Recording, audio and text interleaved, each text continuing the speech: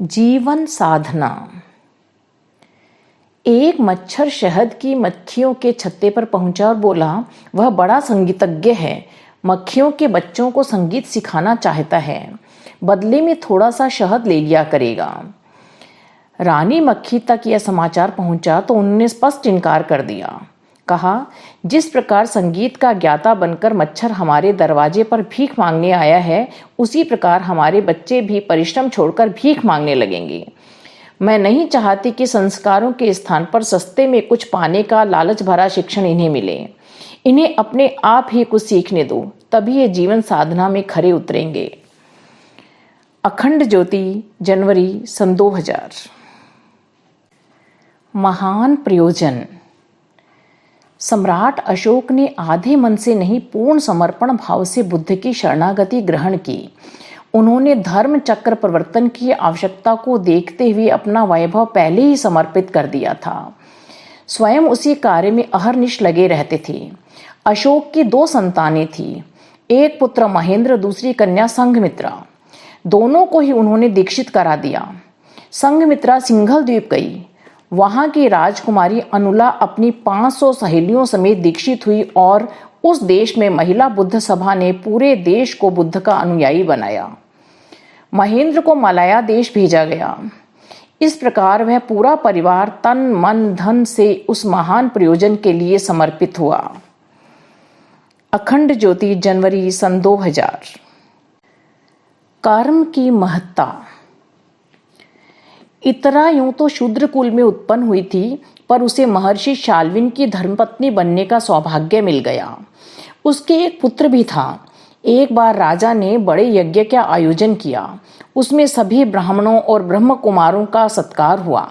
सभी को दक्षिणा मिली, किंतु इतरा के पुत्र को शूद्र कहकर उस सम्मान से वंचित कर दिया गया। शाल्विन बहुत दुखी हुए।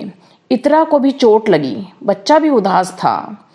इस असमंजस ने एक नया प्रकाश दिया। तीनों ने मिलकर निश्चय किया कि वे जन्म से बढ़कर कर्म की महत्ता सिद्ध करेंगे। शिक्षण का नया दौर आरंभ हुआ।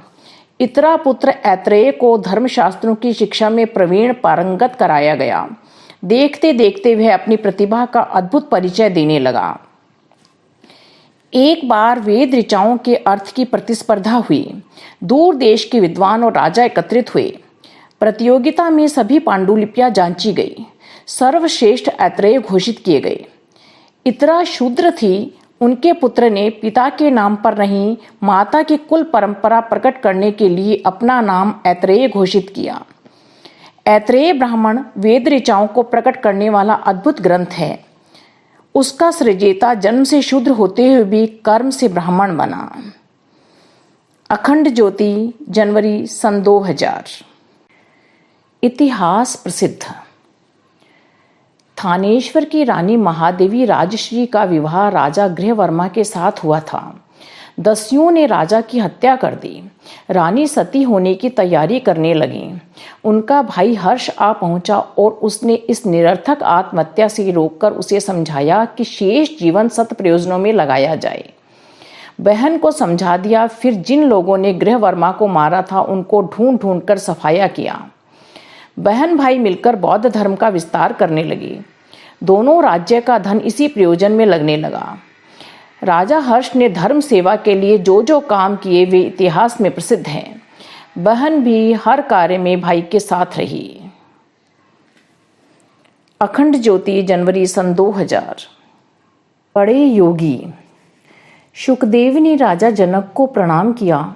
शुकदेव सन्यासी और जनक गृहस्थ। इस प्रतिकूल से लगने वाले आचरण पर सारी सभा विस्मित हो उठी। शुकदेव इस बात को ताड़ गए। सभासदों का समाधान करते हुए उन्होंने कहा, विद्वानों, महाराज जनक ने अपने जीवन को ही योग बना लिया है। उनका प्रत्येक कर्म भगवान को, आदर्शों को समर्पित होता है। अतएव वे निसंदेह सबसे बड़े योगी हैं। अखंड ज्योति, मार्च सन 2000। अगर आपको हमारी यह वीडियो पसंद आई हो तो कृपया इसे लाइक, शेयर व कमेंट अवश्य करें। साथ ही हमारे YouTube चैनल ऋषि चिंतन को सब्सक्राइब भी करें।